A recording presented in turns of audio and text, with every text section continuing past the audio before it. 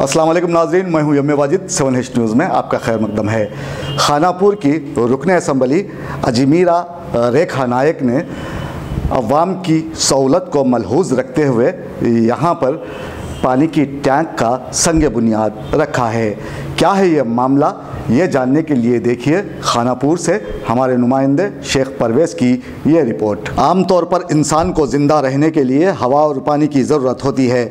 अगर इंसान को साफ़ सुथरा पानी नसीब ना हो तो फिर उसकी ज़िंदगी अज़ाब बन जाती है और उसका जिस्म बीमारियों का मुरक्कब बन जाता है।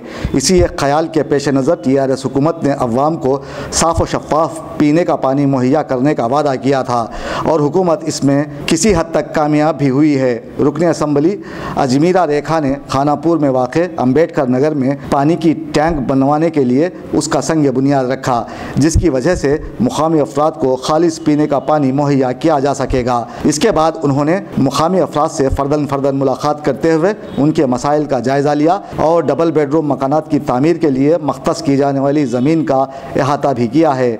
इस मौके पर ZPTC AMC के अलावा पार्टी के दीगर ओहदेदार भी मौजूद थे। 7H न्यूज़, सबसे अलग और सबसे हटकर। देखते रहिए ताज़ा तरीन खबरें। पसंद आए तो लाइक कीजिए, शेयर कीजिए और सब्सक्राइब करना ना भूलें। 7H न्यूज़, आपकी आवाज़।